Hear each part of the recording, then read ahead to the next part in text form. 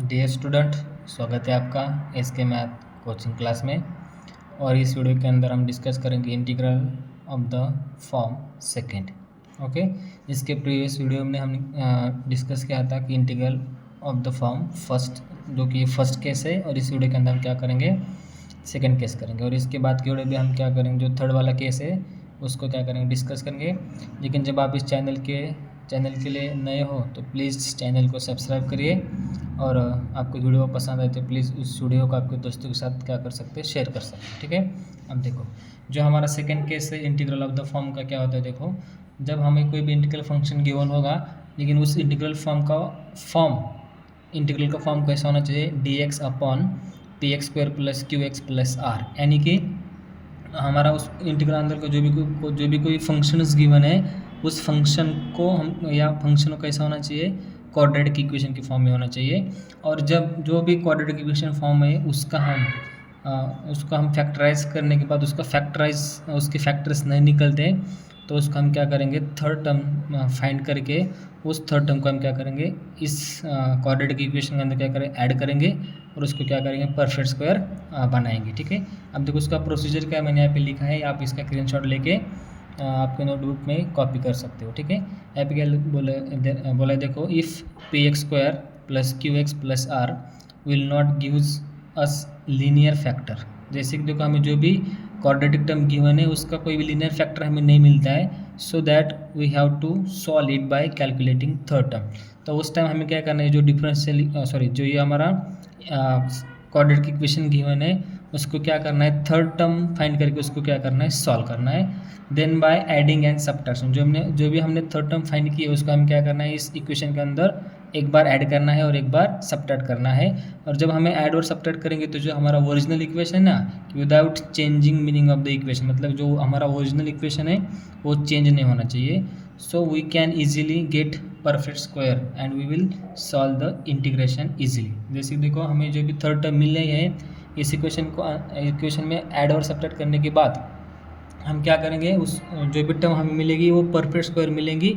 और जो इसके वजह से हम क्या कर सकते हैं, जो भी हमारा डिफरेंशियल इंटीग्रल गिवन था उसको हम इजीली क्या कर सकते हैं, इंटीग्रेट कर सकते हैं। ठीक है, अब देखो थर्ड टर्म कैसे फाइंड करें, उसका एक फॉर्मूला है स्पेशल। देखो, थर्ड टर्म फाइंड करने के लिए क्या बोलते हैं, 1/2 multiply by the coefficient of x, और होल ब्रैकेट का क्या है, स्क्वायर है। जैसे कि देखो यहाँ पे एक्स का कोएफिशिएंट क्या है, क्यू, तो हमें क्या करना है, 1/2 को मल्टीप्लाई करना है क्यू से, और दोनों का मल्टीप्लिकेशन करने के बाद उसका क्या है, ब्रैकेट का स्क्वायर हमें करना है। ठीक है, तो चलो हम इसके ऊपर एक एग्जांपल डिस्कस करेंगे। एग्जांपल में क्या बोले, देखो, evaluate integrate D x upon x square minus 10x plus 34।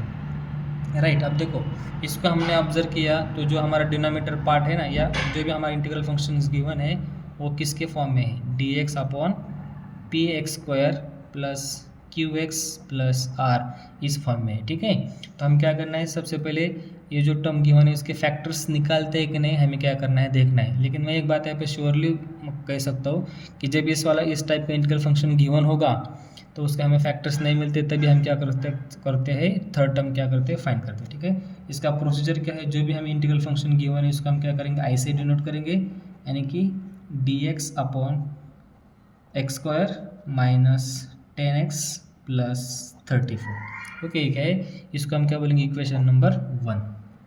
ठीक है, अब देखो जो भी हमारा टर्म है x square minus 10x plus 34, so we have to no factorise. Okay, we have to no factorise. Okay, इसका हम क्या कर सकते हैं, so we have to can not factorise.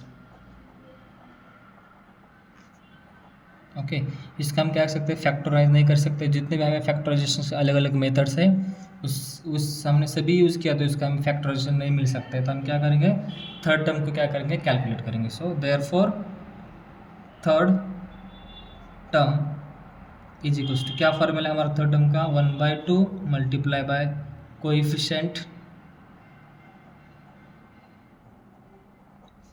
Of x, bracket का क्या है, स्क्वायर।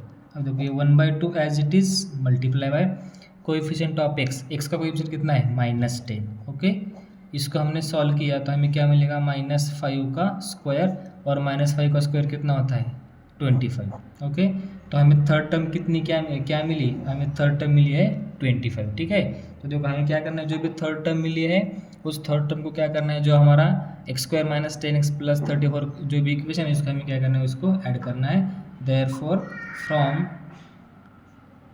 इक्वेशन 1 बिकम, हमें इक्वेशन 1 कैसे मिल सकता है, I = integrate dx upon x² - 10x + 34 + 25 minus क्या करना है 25 करना है। ठीक है, एक बार ऐड करना है, एक बार क्या करना है प्लस करना है। ठीक है, अब देखिए इसको मैं थोड़ा अलग फॉर्मेट में लिख देता हूँ। देखो ये dx as it is, x² as it is, -10x is also as it is.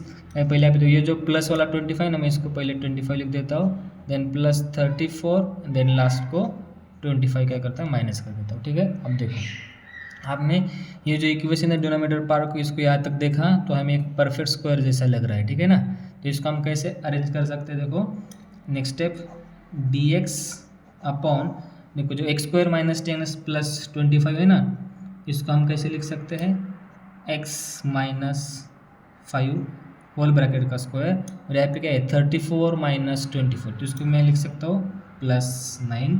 Okay, अब देखो इसको और थोड़ा सा सिंप्लीफाई करेंगे, ये dx upon x - 5 whole square plus का प्लस एज इट इज़। यहाँ पे देखो 9 है, तो इसको 9 को मैं ऐसे लिख सकता हूँ 3 का स्क्वायर।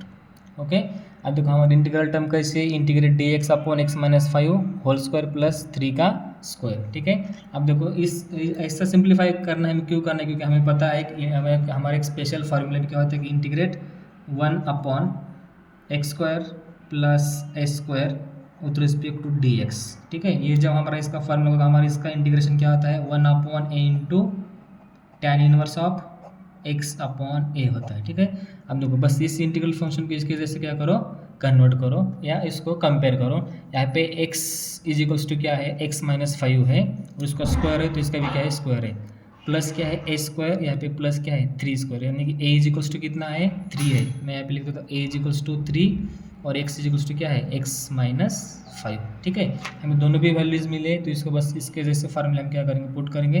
देयरफॉर देखो इंटीग्रेट क्या है dx अपॉन x - 5 का होल स्क्वायर प्लस 3 का होल स्क्वायर, तो इसका इंटीग्रेशन हम कैसे ले सकते हैं डायरेक्टली 1/a, ये क्या है हमारा 3, सो 1/3 tan इनवर्स ऑफ x क्या है हमारा x - 5 डिवाइड क्या है a = कितना है 3, तो ये क्या हो सकता है हमारा फाइनल इंटीग्रेशन हो सकता है, और हम क्या करेंगे प्लस c को ऐड करेंगे। ठीक है, अब देखो ये क्या है हमारा फाइनल आंसर है। आपको प्लीज़ वीडियो अच्छा लगा है तो वीडियो को क्या करो, लाइक करो, और अपने दोस्तों के साथ उसको क्या कर सकते हैं शेयर कर सकते हैं। Thank you for watching.